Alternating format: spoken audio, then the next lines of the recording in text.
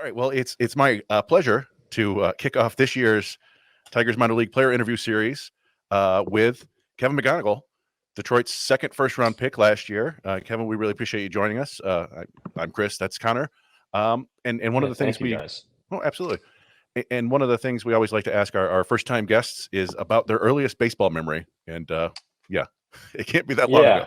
Yeah. Um, I would say around when I was younger in the living room, my father, I had to be around 5 years old. He would have these little Nerf balls, and I would have this little baseball bat, and we would just be in there every night, just hitting the little Nerf balls with the little baseball bat. That's about the first thing I can remember. But in-game memory, I would say my first home run, of course. I think I was 9 years old. Uh, yeah, I can never forget that moment. It was, of course, I've always wanted to hit a home run leading up to that, but it finally happened. Was that over the fence or was it Yeah, it was nice? over the fence. Yes. Nice. I remember I hit a walk-off home run when I was 10, but it was a liner to shortstop that made it through him and all three of the outfielders. Yeah, little league home run they call it now. Yeah, absolutely. But that's awesome.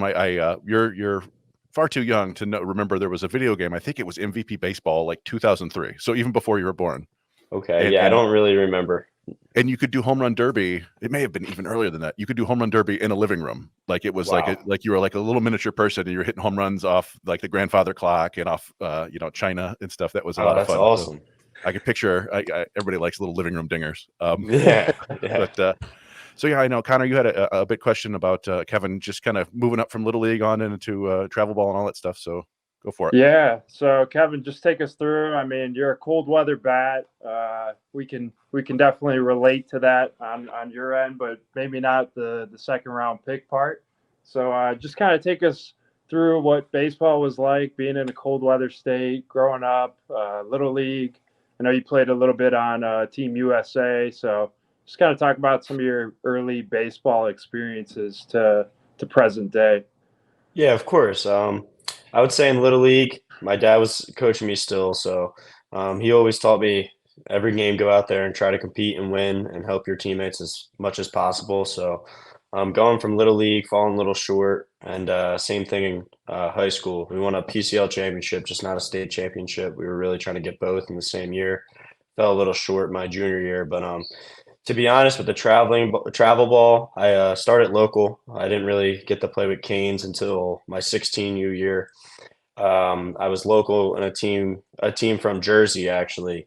That's when I started getting recruited from like Auburn, from all the colleges and stuff. And then Canes reached out for me to play with their national team, which was very awesome at the moment. I was very grateful to have that opportunity to get my name out there so scouts could see me, stuff like that. And I would say that's also the reason why I got the chance to play for the USA team. Yeah, I mean the USA team was unbelievable. Still the most fun of the baseball I've ever played, and just going out there winning a gold medal with Max, Blake Dickerson. Now they're both here with the Tigers, and all the other guys, to see them get drafted and see what they're doing in college. It's just amazing. They're all great people, and it was just a great winning team. I remember you hitting a home run in one of those Team Yeah. USA games. Was that in the final?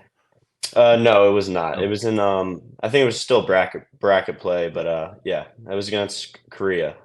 Yeah, there you go. Yeah, I remember seeing Yeah. like, hey, look at this. Yeah. Um, yeah, and I just doing research when they were drafting you and leading up to the draft.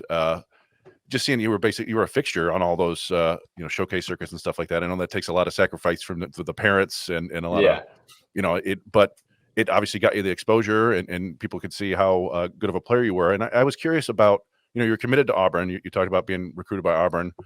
I don't know if you can get into a little bit just your feelings around the draft and how all that went. Were you expecting the Tigers to talk to you at all or take you? So starting with the in-home visits I had with pretty much most of the MLB teams, the Tigers were up there for me. I was very excited to sit down with I call him Coach Bretz. He coached me at area code, so he'll always go by Coach Bretz until he tells me otherwise. But he was amazing. I remember it was a funny story. My senior year, we played in a double A stadium in Delaware, and in the dugout we were in, I was the first one to get in there, and there was a home run chain with the old English D. Oh, So nice. it was pretty crazy. And then a few months after that, being able to get drafted by them, it was just crazy. It was very exciting. Yeah, and we talked to Cole Keith last year, who I believe was a fifth or sixth round pick a couple of years back, and he was talking about how he didn't really want to go play college baseball. So, what's your thoughts on that? Were you just pumped to go to the next level, or did you want to play college at all? I mean, of course. I mean, I would love to play college baseball, but my end goal is to be the best baseball player I can be, and I feel like the development and the minor leagues, and especially with the Detroit Tigers, you just can't beat it. Getting in here young, starting young, and just keep getting better and better each day. It's. I think I made the right decision, but uh, the Auburn coaching staff and like that team over there, they're amazing. The coaching staff was the best staff I talked to out of all coaches from every college. That's awesome. And yeah, so you did join pro ball, and you're right down there in the Gulf Coast League. You immediately, or I guess it's the Florida Complex League now. Yeah. And so you're down there. It's 1,000 degrees and 2,000% humidity, but you play really well. And then Thank you.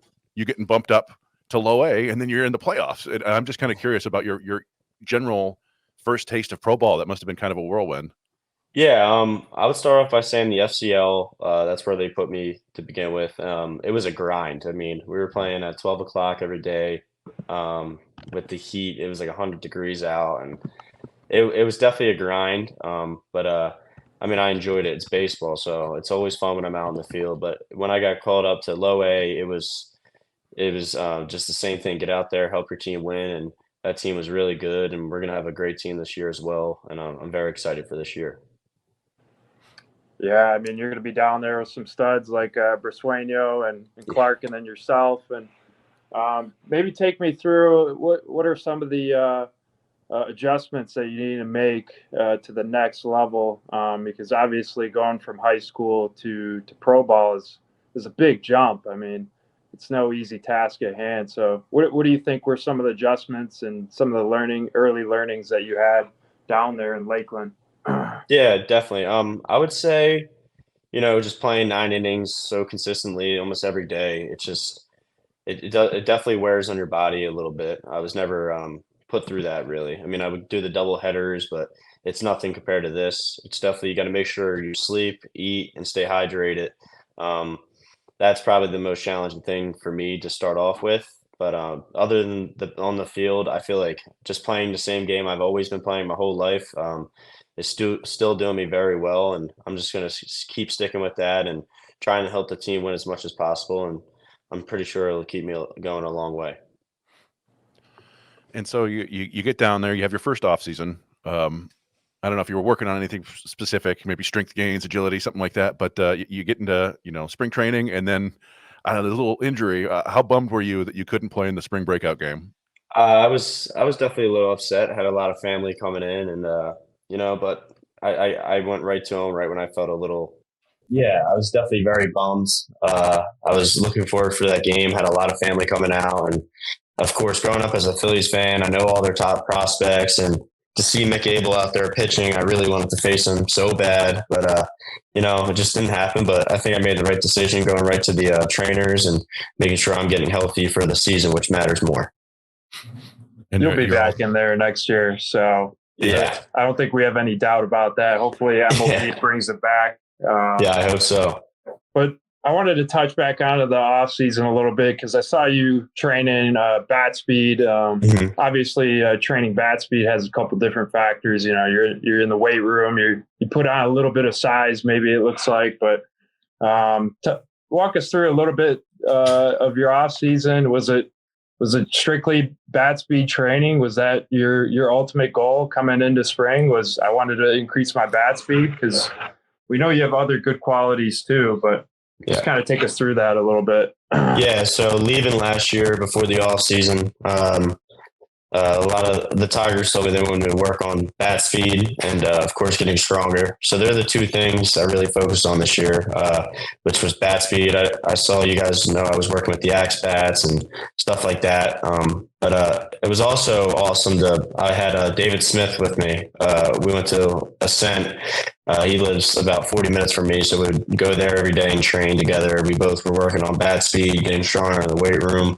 But my main focus was the lower half this year as well, to get stronger in the lower half, maybe get some more pop, and it's definitely improving. So I'm very excited.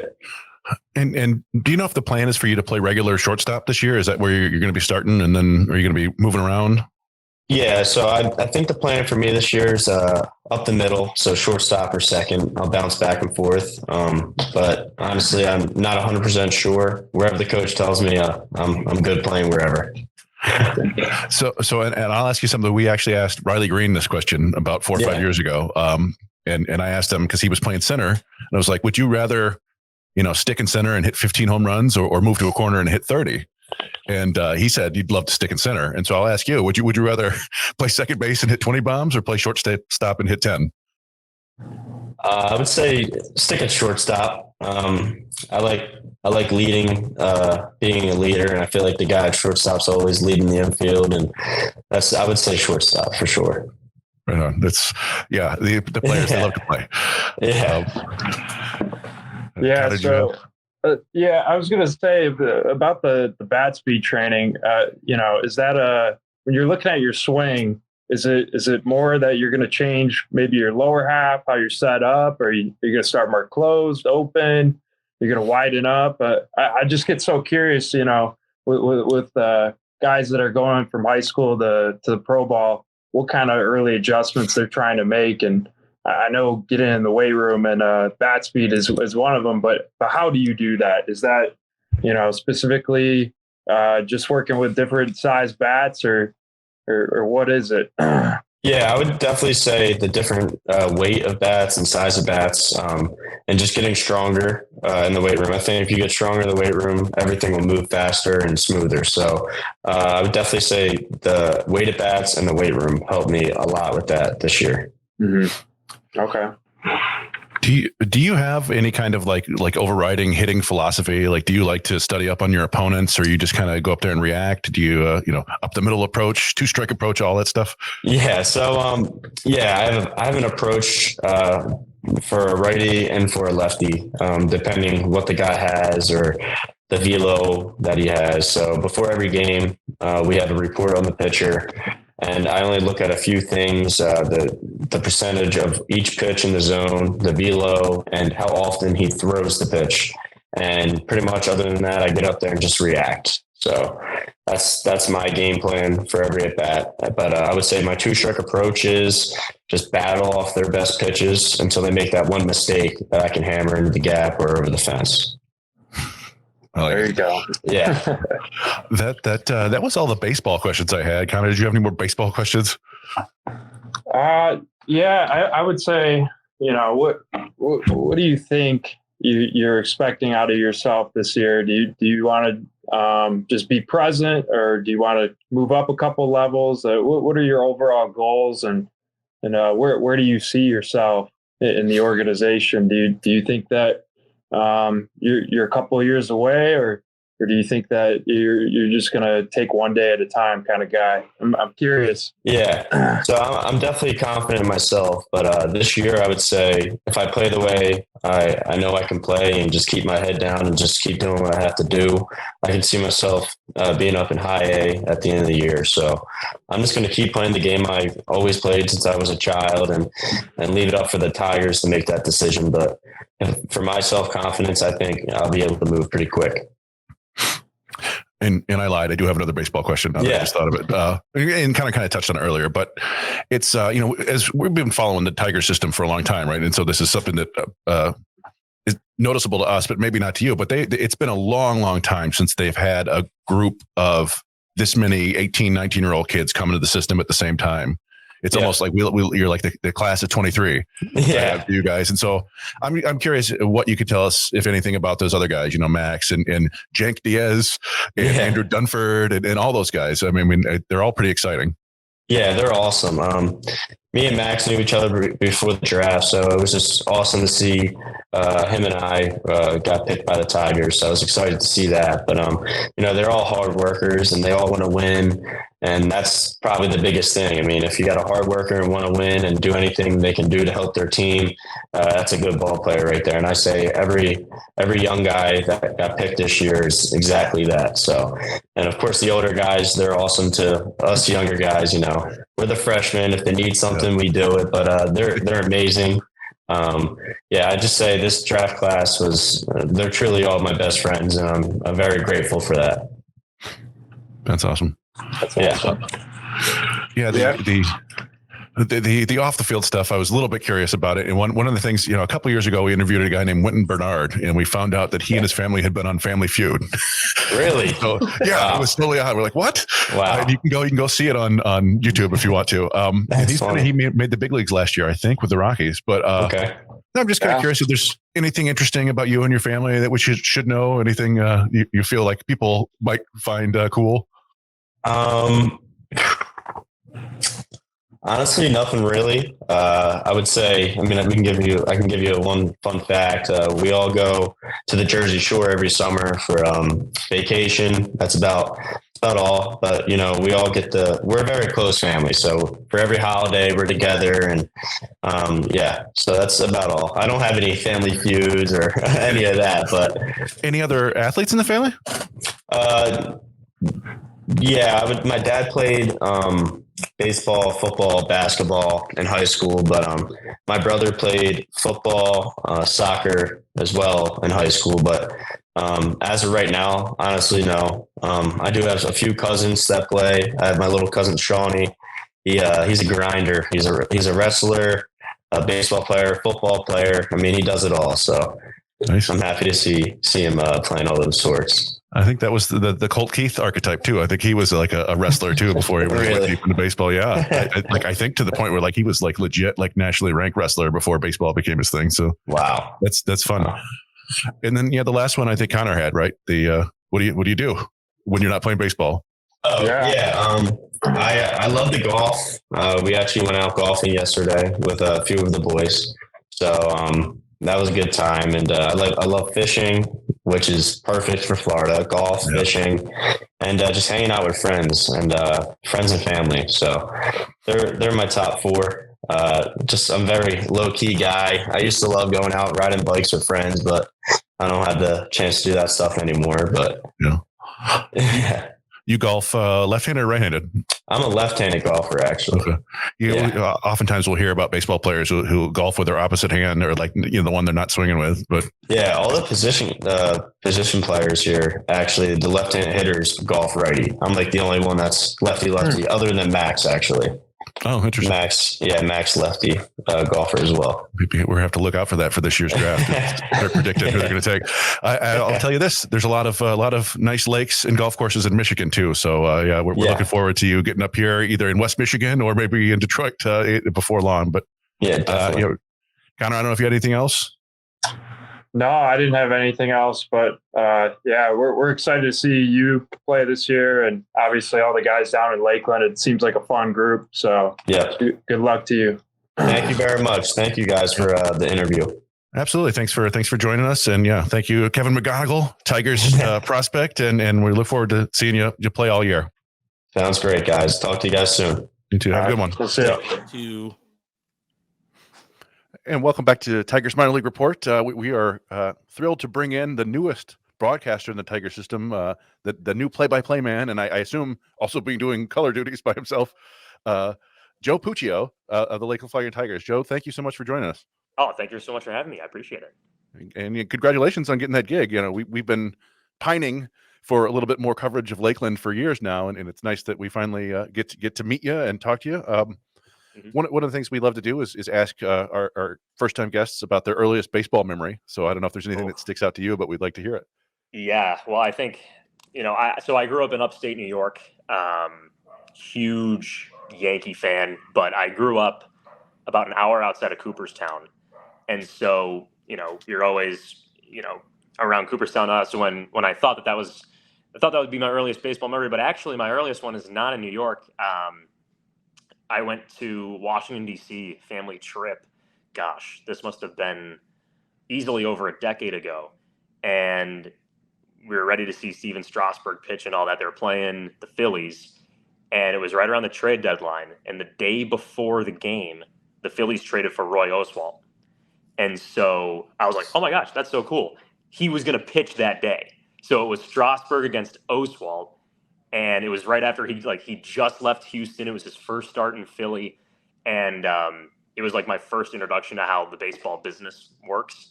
And it was one of the earliest games that I've been to. There's just so many memories, old and new Yankee Stadium. I've got some great memories at Fenway Park and the Cape League and all that stuff. So yeah, baseball certainly runs deep. So, well, it's one of those things. How did you felt like how'd you get into the calling of calling baseball? I mean, you go to obviously Syracuse, the best broadcasting school in the country. What was the inclining that when was there a certain announcer that influenced you to go, this is what I want to be? Yeah, it was ever since I was 5 years old. My dad says we were watching a Yankee game, and I was like, wow, these people get to, sit and watch the Yankees for free. This is wonderful. And my dad was like, yeah, they also get paid for it. And so that was kind of when I was like, all right, I think this is what I want to do. And so, yeah, so I grew up in originally from Rochester, New York, but I graduated high school in New Hartford, New York, right outside of Utica. And Syracuse was always my favorite college team. And then my dad was like, yeah, they're also the best broadcasting school. So it was sort of that love started then. When I got into high school, we had a little bit of a broadcasting club. It wasn't much of anything. And I just decided to join it. And I was calling baseball, football, basketball, hockey, pretty much everything that we were doing at New Hartford. And that's what got me to Syracuse. And, you mentioned it. It's the best broadcasting school in the country. And I think the main reason for that is just because of everyone that loves to give back and everyone that loves to help. We have such a long tradition going. Some of the best broadcasters in the business went to Syracuse, but not only are they great broadcasters, they're even better people. And when you talk to them, they want to help get you to where they are. And so that's why I love Syracuse so much. And yeah, it's been something I've wanted to do forever. And I'm lucky that I get to do it. Yeah, and Rahelli was showing me your resume a little bit before this, and I was like, oh, look at all this fun stuff. And one of the things we noticed when you were able to kind of announce that you were taking this job, we saw some of our buddies in broadcasting congratulating, including Sam Lebowitz, who does he's kind of the second play-by-play man there in Erie, and I assume that you know him from the Cape Cod League. Yeah, he's also a Syracuse guy. So yeah. He graduated. Oh, Sam, 2 years before I did. So he's 2 years, right?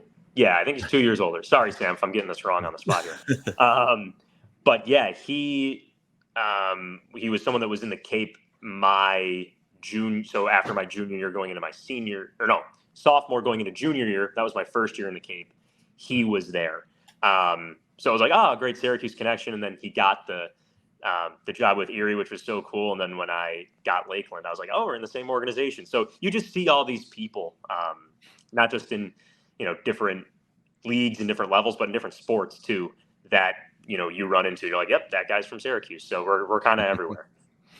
That's fun that you're there between sophomore and junior, just like the players. That's with the players of the big Cape Cod League. So, I mean, who were some of the big players that you got to call when you were out there? Yeah, so I was there for 2 years. So I was there sophomore going into junior going into senior year. We saw a bunch of guys. Carson Wisenhunt, early draft pick from the Giants. I was with the Chatham A's, so he was on Chatham. We saw Cam Collier, Cincinnati Reds. He was a big dude. I was like, yeah, he's top 10 pick easily. And then this past year with Chatham, we had JJ Weatherholt, which was really cool. Just was like, oh my gosh, this guy's got a different swing. And then you think and then MLB scouts think the same thing I do. I'm like, all right, good. He's going to be a top top 10 pick. But then what was really, the really cool part about getting this job was looking at the roster right away. And Joe Miller is with Lakeland this year. He was in Chatham, just a stand-up guy, someone that I could always talk to, and intelligent, knows the game, pitches well. And isn't he on the Flying Tigers roster? And so that was cool. Not only to, talk to him over social media, but then we just had our media day, a couple days before the season starts. And, Joe and I are just talking about the Chatham days again. And it's something that, the Cape is just so great in that aspect, because you could call summer ball pretty much anywhere. But when you're working in the Cape, you're working with players who are going to be on major league organizations someday. So a bunch of different guys rolled through. And I bet in 4 years, I'll look back at my scorebook and be like, wow, I called this guy's games. And it'll be a cool little thing for me. And it's one of those things too, where you talk about some of these great stories about the Cape Cod, and even with you have the Collegiate League too, from the former New York Penn League. There's so much history between the Cape Cod League and the former New York Penn. Now it's with Perfect Game, and that has to be something, Joe, that I'm sure that you're conscious of. It's just, I've always been fascinated. I mean, I've always wanted to go out there just to spend the summer in Cape Cod. Just, well, obviously the whole beauty of it and everything, but just to sit back and watch baseball, because the fans are like right on top of you, right? Everybody's just like in close proximity, correct? That's right. And it's all old-timey ballparks, and the games are free. Pull up your lawn chair. You can put it out at 7 a.m. No one's going to touch it. And then you're there for the game. So what the Cape League taught me, and I hope it teaches the players and broadcasters in the future, is just like, if you love baseball, go here, because it's pure, like no walk-up songs. Just grab a bat, go play. And I think like it's something that, I did work in the Perfect Game League as well, with the Utica Blue Sox, and it was just a different experience. Not that it was, bad in any sort of way, but it was just different from the Cape League. And you could just tell like, oh, okay, there's a different mindset from the Cape League comparatively to all other leagues, all other summer leagues, not just the Perfect Game League across the country. And so if you haven't been there yet, I mean, you got to go. It's incredible. Chatham's the best spot. But yeah, it's the Cape League really prepared me for what this job's going to be. Just talking to players, it can be intimidating when you're, a 19-year-old talking to other college kids, but, now being, 21, just with, people who are the same age as me, people who are older, people who are younger, just gives me the confidence. Like, okay, I've already done this before. Who's to say I can't do it again? So the Cape League really did prime me for this opportunity, which I'm thankful for. And look at the roster too. There's a lot of I hate saying kids, but I mean, I feel like there's a lot of players that are in that age range, and going over, I want to start with the pitching staff. And this is a staff that I think that if you look on the surface, is a lot of arms that are a lot of intriguing arms. Like you talked about Joe Miller earlier. There's Dame Evans. There's Ulysses Campos, who I think but then the big arm of all that was getting some hype last week from Baseball America from Jeff Pontus was Thomas Bruss, who just comes in 6'8", big burly guy. But I think that to me at least, it looks like this is a team that's going to be sneaky good in a sense of the pitching staff in terms of just coming from the bullpen being the strong suit. I think you have a lot of pitchers on Lakeland this year that are ready to throw. And, I was talking with manager Andrew Graham before the season, and, one of the biggest things was that, the consistency of pitching is something that they're really looking to get locked down this year. And you look at the guys on this roster, guys that were just drafted, kind of got their feet wet with the FCL, maybe got the bump up to Lakeland. They're in their second year now. But then there's also some pitchers on the staff that were in West Michigan. And, there's some guys who are frankly pissed off that they're here. And Andrew Graham loves that. He loves the fact that there are guys that don't want to be here, because every day you can still be a professional. You can still go in, you still wear the jersey, you still have to play. But you have to have that fire to realize I don't want to play in single A baseball. I want to go up to Erie, Toledo, wherever your goals are in this organization. And I think that's the message right now with this pitching staff is there's a lot of guys that are hungry. And so I think that's going to bring out a lot of competitors. You mentioned Joe Miller earlier. Andrew Graham called him like one of the best competitors on this team. You're going to see a lot of guys like that who are just ready to throw. And you mentioned Thomas Bruss. I mean, he gets signed after posting a video on Twitter, and he's, touching hundreds, and he's, redeveloping his pitching mechanics from this past season. It's exciting. I think it should inspire a lot of people when you watch the Lakeland Flying Tigers pitching staff this year, that, these are people that I could probably relate to. When did you get down there? And how well have you gotten to know the team? 2 weeks ago. Right. Yeah. So I got here at the end of spring training. So I was here for the Yankees game and the Rays game. And then we kind of flipped the switch immediately to Flying Tigers down here.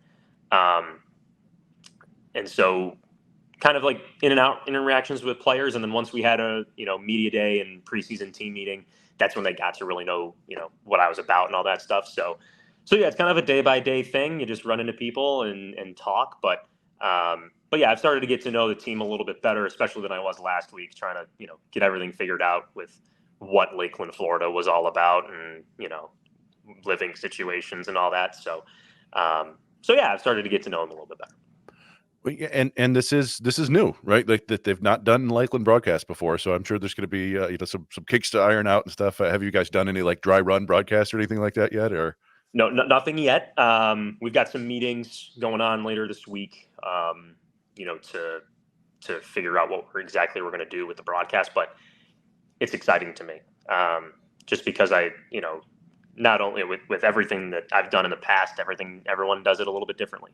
And so listening to how, pro teams do it, how AAA teams do it, how we did it in the Cape, can sort of blend it all together and really create something that's unique and special. And so I'd always prefer to, create my own way and create my own broadcast if I want to do things, just because there's a lot of different aspects and a lot of different ways that you can call a game. So, but I will say, spending some time up in the press box, Joker Marchant Stadium is one of the best ballparks in minor league baseball. And the infrastructure's there, so we're not only going to have a broadcast, but we're going to have a really good one. And nice. So I'm truly excited for what's to come.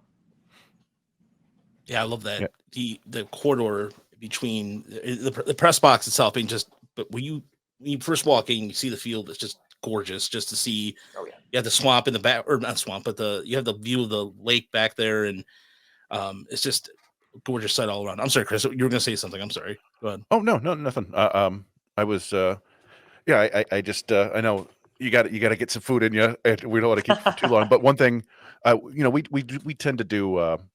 We send out a lot of clips during the week, and we tend to tag the announcers, and we'll do that as much or as little as you want. Oh, please go for it. And well, you just don't want to, and here's a single tag. But some people like it, some people don't. Yeah. But the one thing I did, we also do like a weekly minor league recap podcast, and we like to play these clips. We've got Dan Hasty in West Michigan, his home run call. You got him there, Raj. We also have him saying exquisite. Yes, from his kind of viral golf call last year. We also have Greg Gagne, his home run call. You got that, Raj? You might have that it. Ball is gone. Touch him all time. That's his call. So I was curious if you have a specific home run call. We got one more. Oh, okay. Toledo. Off the Frickers building. Okay, that is the legendary Jim Weber. There's a building just outside of the outfield there in third field in Toledo, the Frickers building, and we like the way that sounds when somebody hits a home run off the Frickers building. It's great. I love that. But yeah, I don't know if you have something go-to call. Nothing. I try not to, because I think that my natural reaction to things. I'm someone that just loves exciting moments, and I live for it. But I could be persuaded, And if they somehow build a Publix behind left center field, maybe it's off of the Publix building. Who knows? Nice. Yeah, we'll No, yeah, no, we'll no, put, no. we'll put your Yeah, home run I was call gonna up for say, sale. I was That's gonna awesome. say Yes, no. please do. And boom goes dynamite or anything. Oh Yeah. yeah. Yeah, well, I mean, you could see, and we've seen this with some other announcers that it can be a little bit forced. You're trying to make fetch happen, if you will. Right. So it's good. It's good to hear, and maybe it'll come And I think- naturally to you. Yeah, and I think that there's nothing wrong with that. Yeah. That's what like baseball broadcasting was pretty much built on, is people remembering phrases and all that stuff. So like that's the history part of it that I really appreciate, and hopefully I think of something that's organic and unique and is memorable with people for the right ways, and I think that that's what the future of not just baseball broadcasting, but I think of what broadcasting is going to be, is a lot of this unique, creative people who just love sports and can talk about it in an elegant way. Yeah, and really there's still an element of storytelling that needs to be told, and I really think that people, hearing your chops, Joe. Like, just I was listening to your stuff earlier. I think Tiger fans are going to be Lakeland Flying Tiger fans, but Tiger fans in general are going to be in for a treat this year in the initial year for the Flying Tigers, as to kick off the season on Friday in Dunedin before the home opener on Monday. Are you doing road games? Or I'm sorry, the home opener is next Tuesday. Are you doing any road games at all? Not yet. We mentioned how this is a brand new position, so we're just going to work our build our way into building the broadcast throughout the year, and I'm hoping that road games will be a part of that. Awesome. So yeah, he'll be making his debut next Tuesday at 6:30. I believe 6:30 is first pitch. As the Tiger, we'll be watching, and we look forward to talking to you after the rest of the year. Thanks, Joe, for your time. Oh, thank you so much. Yeah. Good luck this year. Thank you. All right.